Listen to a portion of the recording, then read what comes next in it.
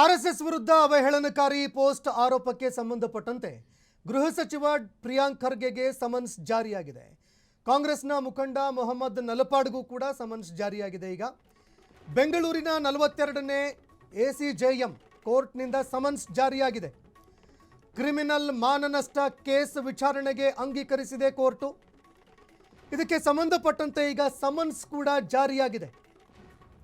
ಅವಹೇಳನಕಾರಿ ಪೋಸ್ಟ್ ವಿಚಾರಕ್ಕೆ ಸಂಬಂಧಪಟ್ಟಂತೆ ಈಗ ಸಮನ್ಸ್ ಜಾರಿಯಾಗಿರುವಂಥದ್ದು.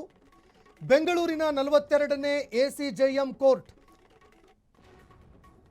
ಇದೀಗ ಸಮನ್ಸ್ ಜಾರಿ ಮಾಡಿದೆ. ಕ್ರಿಮಿನಲ್ ಮಾನನಷ್ಟ ಕೇಸ್ ವಿಚಾರಣೆಗೆ ಕೋರ್ಟು ಇದನ್ನು ಅಂಗೀಕಾರ ಕೂಡ ಮಾಡಿದೆ. ಜುಲೈ 21ರಂದು ಇಬ್ಬರೂ ಕೂಡ ಖುದ್ದಾಗಿ ಹಾಜರಾಗಬೇಕು ಅಂತ ಸಮನ್ಸ್ ಜಾರಿ ಮಾಡಲಾಗಿದೆ. ಖಾಸಗಿ ದೂರು ದಾಖಲು ಮಾಡಿದ್ರು ಆರ್ಎಸ್ಎಸ್ನ ಕಾರ್ಯಕರ್ತ ಎ ತೇಜಸ್ ಎಂಬವರು ಒಂದು ಖಾಸಗಿ ದೂರು ದಾಖಲು ಮಾಡಿದರು. 2025ರ ಅಕ್ಟೋಬರ್ 14ರಂದು ಆರ್ಎಸ್ಎಸ್ ವಿರುದ್ಧ ಟ್ವೀಟ್ ಮಾಡಿದ್ರು ಪ್ರಿಯಾಂಕ್ ಖರ್ಗೆ. ಯೂಟ್ಯೂಬ್ನಲ್ಲೂ ಕೂಡ ಅವಹೇಳನಕಾರಿ ಹೇಳಿಕೆಯನ್ನು ಕೊಟ್ಟಿದ್ರು ನಲಪಾಡ್ ಅವರು. ಅವಹೇಳನಕಾರಿ ಹೇಳಿಕೆಯಿಂದಾಗಿ ಆರ್ಎಸ್ಎಸ್ಗೆ ಧಕ್ಕೆಯಾಗಿದೆ ಅಂತ ದೂರು ದಾಖಲಾಗಿದೆ.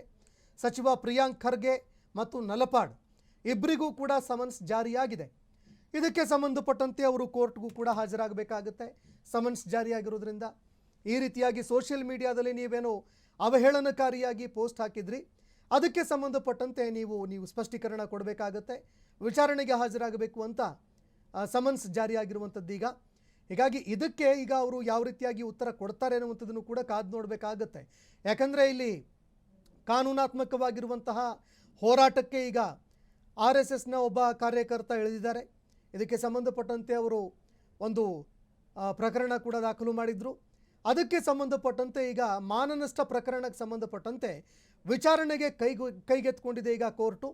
ಇದಕ್ಕೆ ಸಂಬಂಧಪಟ್ಟಂತೆ ಪ್ರಿಯಾಂಕ್ ಖರ್ಗೆ ಅವರಿಗೆ ಸಮನ್ಸ್ ಜಾರಿಯಾಗಿದೆ. ಜೊತೆಗೆ ಮೊಹಮ್ಮದ್ ನಲಪಾಡ್ ಹ್ಯಾರಿಸ್ ಏನಿದ್ದಾರೆ ಅವರಿಗೂ ಕೂಡ ಸಮನ್ಸ್ ಜಾರಿ ಮಾಡಲಾಗಿದೆ ಅನ್ನೋ ಮಾಹಿತಿಗಳು ಲಭ್ಯವಾಗಿದೆ.